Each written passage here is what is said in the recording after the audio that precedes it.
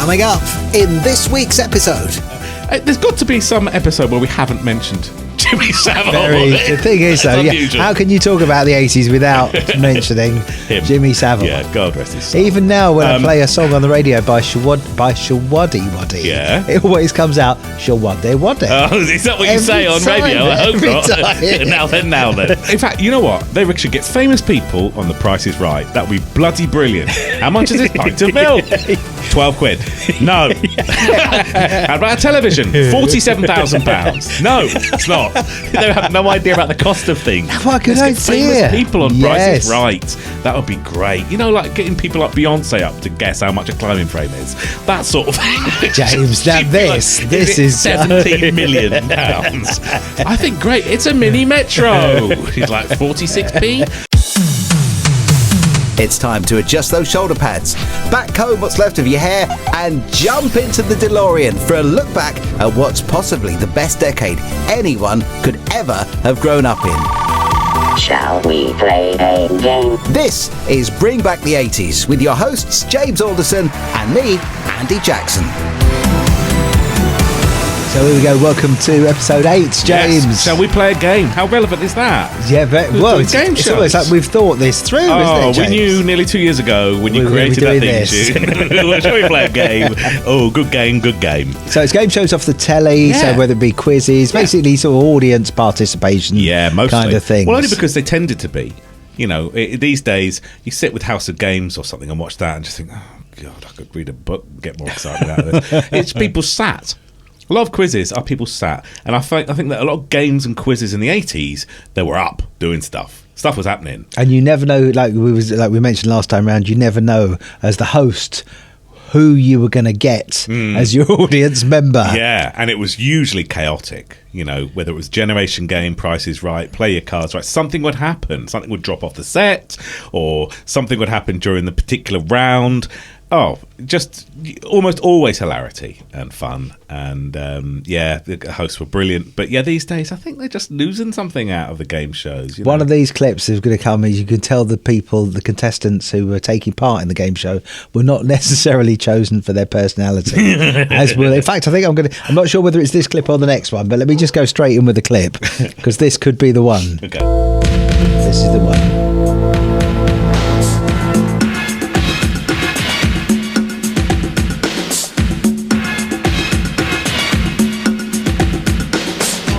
I'm David Mockford, aged 22. I'm a trainee retail manager from Sheffield. I'm Alison Heath, aged 20, a chartered accountant from Manchester. I'm Karen Keegren, aged 24, a student from Edinburgh.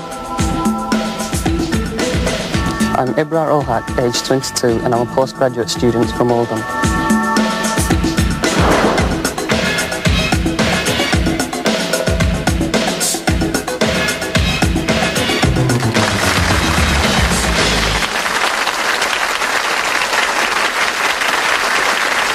It looks like they were told under no circumstances show any sign of personality. Do not smile, no looking, no eye contact, nothing. Which means actually would be perfect for today's kids. To be quite that honest. looks like the future Trump world. Walk in, only wear beige or yellow. Don't comb your hair any more than once, and sit and watch. Do nothing, and we're going to have the set grey.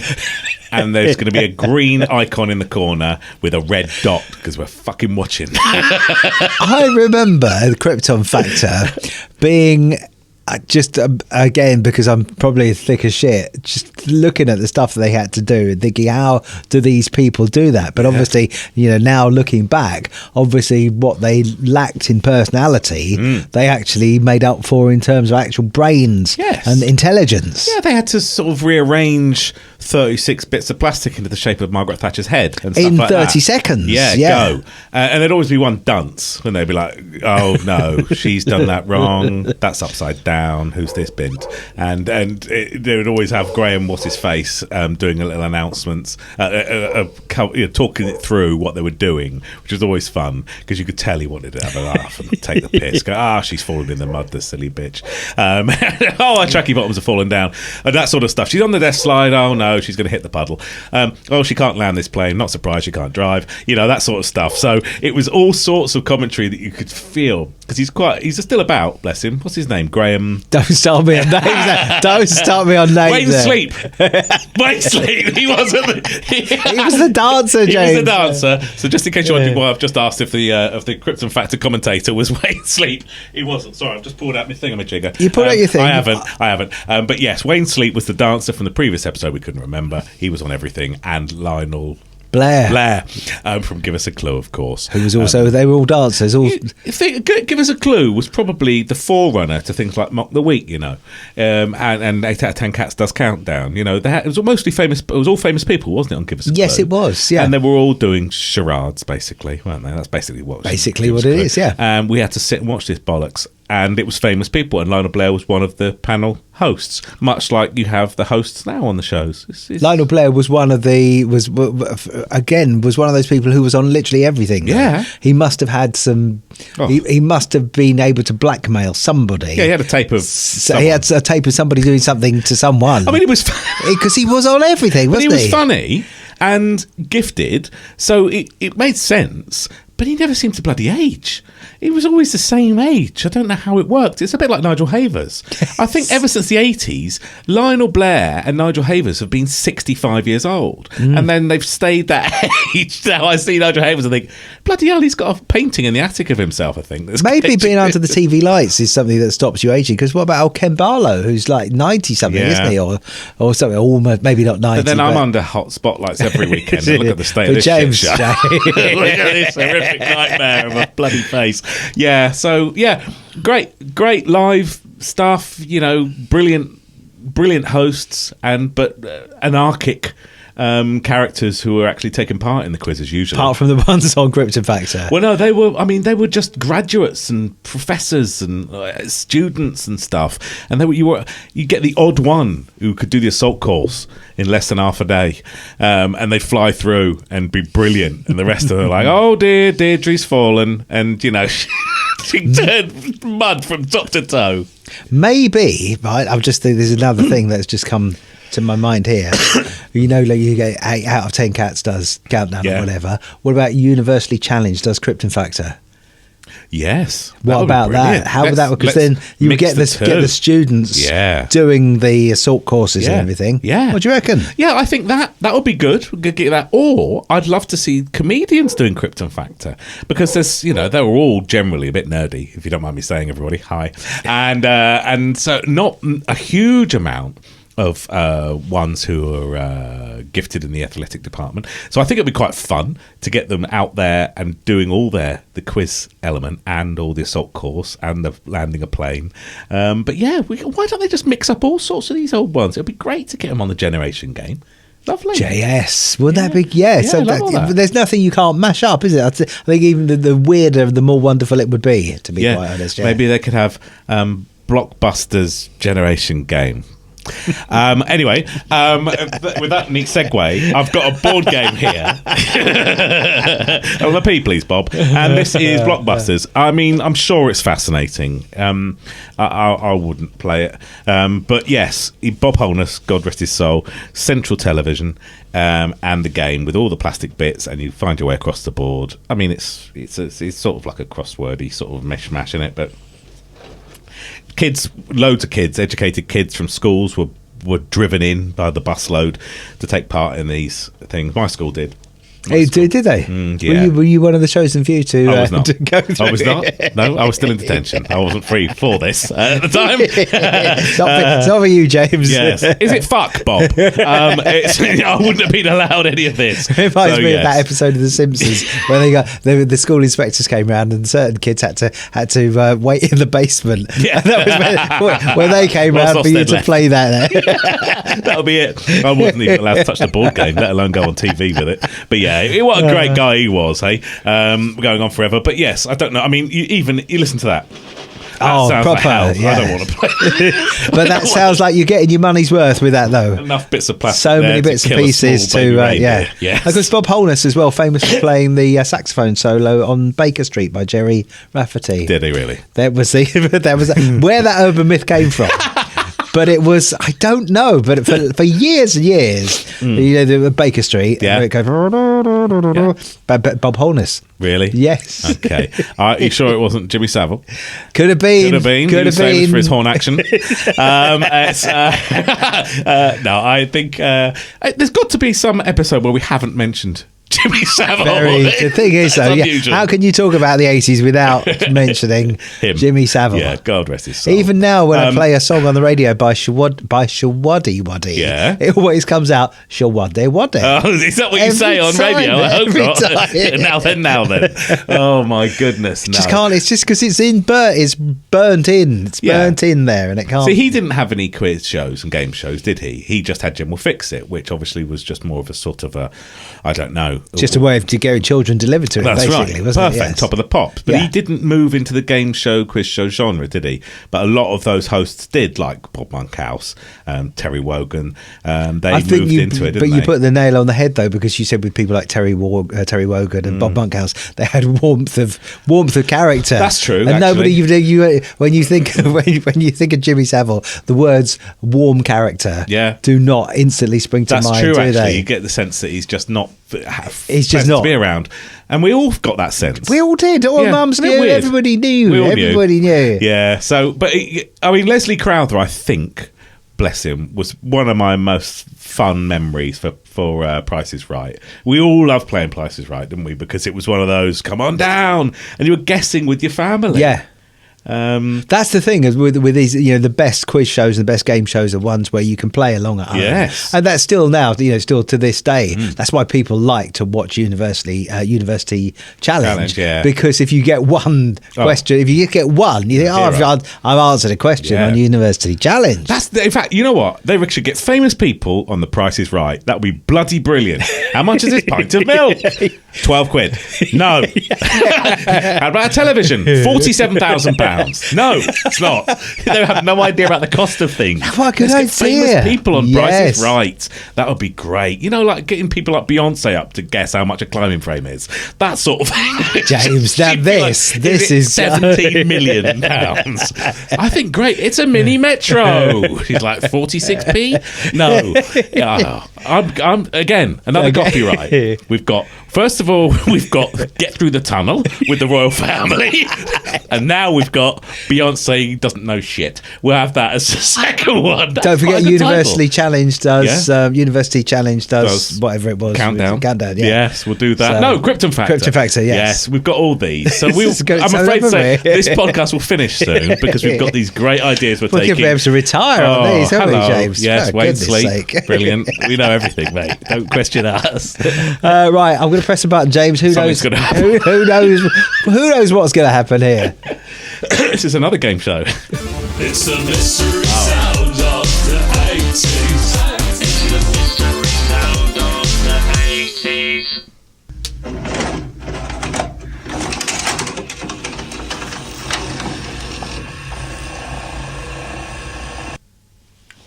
Christ, that sounds like R2D2. Could be. Moving along. Find out in 10 minutes, James. Oh my goodness.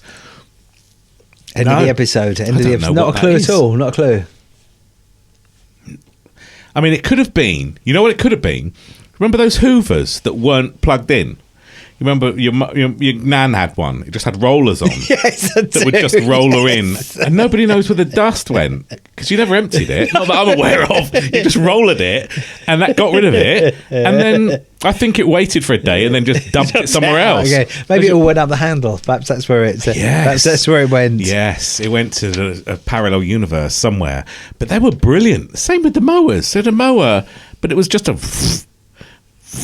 And you just push it along. There was no plug-in, and it would just churn up the grass, but it would take it. It wouldn't go anywhere. And yes, Can you even get push mowers now?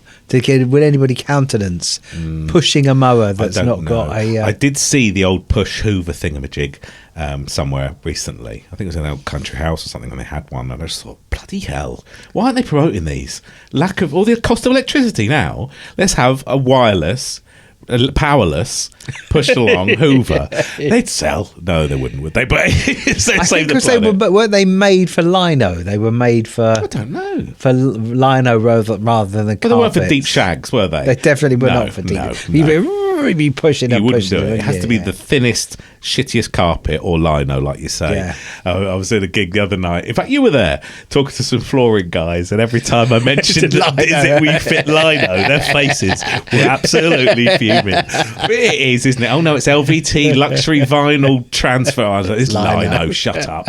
And Formica tables. Do you remember those? Oh my god, yeah. Kitchen Formica, and everyone was proud to say it. I think it's Formica. Am I saying that right?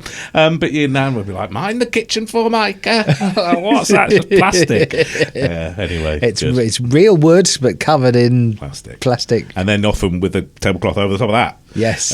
Because you could not put anything on the Formica, could you? Because it would burn it, chip it, whatever. Yeah. It was like obviously the most pointless things for kitchens. I can never understand people who have kitchens and they go for like the naked wood tops and everything, and you can't do fucking jack shit on anything. But this is where the 80s comes back. You have a wood table with Formica, with a tablecloth, placemats, and then a plate on top, and they're your safe as houses. Everyone's got covered. You can't ruin this wooden table, but also you'll never fucking know it's underneath. You just think you can have any old shit. You can have a pasting table underneath and nobody would know. Well, we spent a fortune on this wood table, Nan. Doesn't matter. Somehow we've gone from game show. Oh yeah, to Formica tables. That's the natural flow of conversation. Let's do another clip. Here we go then. Okay. Wayne Sleep. Now, all I can tell you, this part of the show, the more points you get, the bigger prize you get, because points make prizes. What do points make? If you play your cards right, you could be playing your favorite music on this compact disc hi-fi system. So much in so little space, this electric sewing machine has every feature you could need for home dressmaking. This automatic washing machine and tumble dryer can easily handle a 10-pound load and has 18 separate wash programs. You could win this personal computer and word processor system, which features twin disk drive and a printer. You could be enjoying your favorite game show on this flat-screen color TV with its own 30-channel video cassette recorder. Your dinner parties will take on a new dimension around this magnificent 7-foot mahogany dining table with its matching chairs. The two of you could be on your way to St. Lucia. Reckoned to be one of the most stunningly beautiful of all the Caribbean islands, St. Lucia offers the perfect ingredients for a lazy, relaxing holiday in the sun, with sailing the ideal way of exploring all the points of interest around the island's golden coastline. And if you play your cards right tonight and win 4,000 points or more, you could be driving away in this Renault. Tonight's star prize on Bruce Forsyth's Play Your Cards Right. There you are. Beautiful things. Well, what would you like to win? How good were those prizes, though? How good were those prizes? An automatic dishwasher. Or washing machine or whatever it was. Automatic washing machine, because those are non-automatic washing machines. You have to crank yourself. They're a bastard. Well, they used to, even when I was growing up, James, and I know I'm ever so slightly older than you, they had a twin tub washing machine. Yeah. Where you had one side to do the washing and the other side to do the spinning. Why is it automatic washing machine? What does that bloody mean? It's like a washing machine, it just turns it on, and it would. She'd take a twin load apparently. That's what I said. I was like, would she? No cleavage in any of those dollies, I'm afraid. Disappointing for the 80s, I have to say. You had to have. They're still with cleavage or not. There had to be a dolly next to every single prize. Oh yeah, and some random bloke fully dressed in a suit, but all those poor girls had to be in some sort of frilly little tutu, cocktail number with thing, a lycra with no undergarments at all. Clearly, just bending around all these objects, and the camera cameraman trying to focus on the gifts that they're giving away and not her. It's just like, she's typing something random on the screen that's coming up nonsense. I love the way there was a bit of random washing for her to poke into the washing machine. She knows what she's doing. As well, she's been around a few washing machines. Yeah, there. good She girl. knows. You do the washing and typing.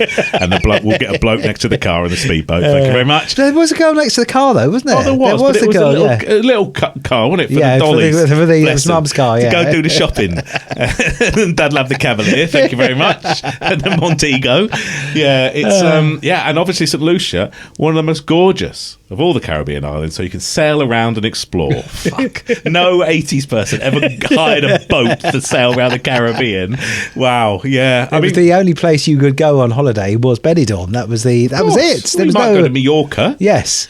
But basically, you'd go to England on sea, wouldn't you? You'd have to go somewhere where you could get a breakfast. Yeah. An English breakfast in the mornings. To be fair, though, nothing has changed, though, James. No, that's right. I mean, we will turn up on the shores of foreign countries. Nobody wants us, and take over. And apparently that's not acceptable when it's done the other way around. So it's it's the future. It's the future and the past rolled it into one, and it's how we like it. But God, I mean, play your cards right. Again, another game that we all still play. I don't know if you do it with cards, but you're doing high or low. High or low for everything, is it? Yeah. Lovely. And such hilarity went on with old Brucey, bless him, with his catchphrases. He was, but he just had that way, and he could just do the little asides to the camera. Yeah. And he was just again, genuinely, you felt like you knew him. You felt like, and again, that's the thing you never ever got with Jimmy Savile, did you? No, you never felt that you knew Jimmy Savile. Well, no, thank fuck. But it's if you definitely feel it if you knew him. But I think I saw a documentary about Bruce recently.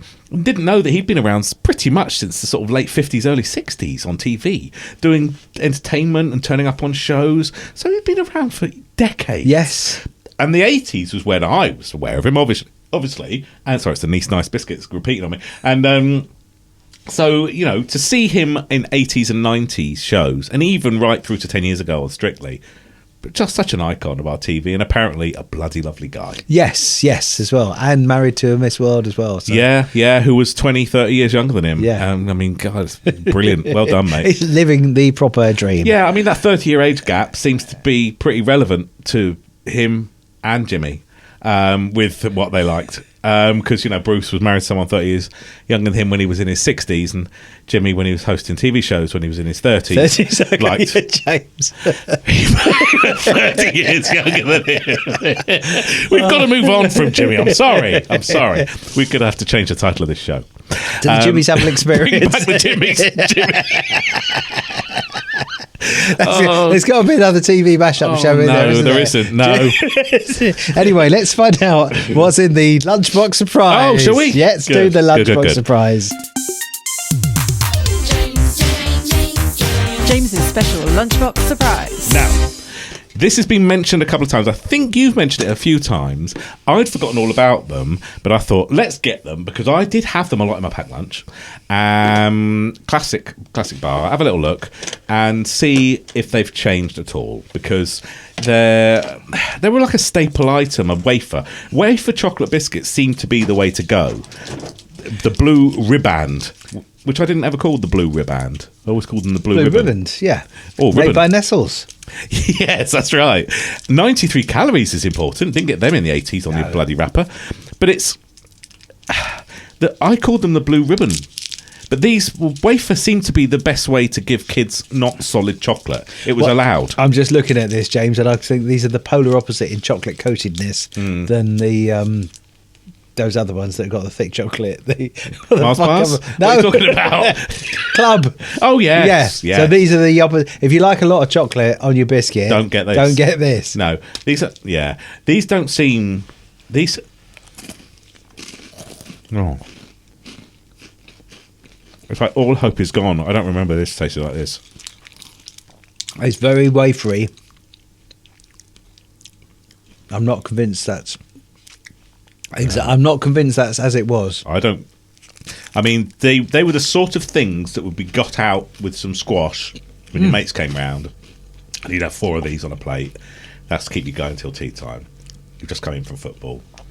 Or it's with your sandwich, crisp sandwich, and your packet of ready salted in your packed lunch. I'm going to say better than nothing, but only just. I think as I say, chocolate wafers, like a timeout, or a 5, 4, 3, 2, 1, or a blue ribbon, or they were sort of the parents' excuse for not giving you chocolate because they had wafer in, so they're probably okay. Just bland. Very tiny amount of chocolate there. So I think I can't even give it a score out of 10 because that doesn't do anything for me. I can't even remember it being anything like that. Isn't it funny that the only one that's come back as being 100% out of everything that you brought in this season so far has been the Nice Nice Nice? Yeah, I think so. It's I just think they get everything right with that, with the sugar coating and then just a tiny little sense of the coconut there. But but you've mentioned it a few times and I thought, sod it, we'll get it in and see what they're like. But as it is, what a disappointment. What a disappointment. And that's me all over. Ends on a little disappointment. Oh dear. Story of our life. Yeah. Right then, well, that was the lunchbox. Yep. So you remind me whether you thought you knew what the mystery sound was today. Well, I was thinking of something that was rolling over something, but I don't think it is. Let's think about it. Let's have a look just before we draw to a close with this episode. It's the mystery sound of the 80s. It's the mystery sound of the 80s.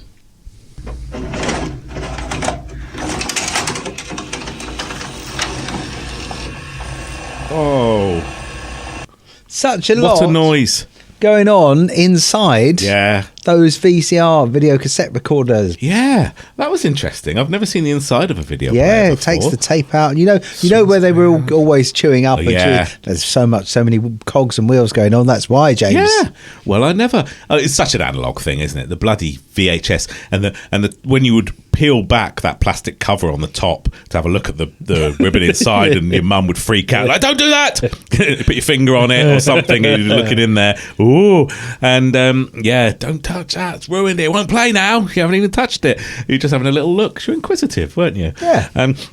Now this is the last thing that I'll show you because Telly Addicts obviously came along very late 80s and was just epitomised our life in lounges, I think, as we got later on in the 80s. Every family was watching telly together, especially on a Sunday. I think this was a Saturday. But Noel Edmonds, bless him, obviously had been around since the early 80s with Swap Shop. And what was he in with? Well,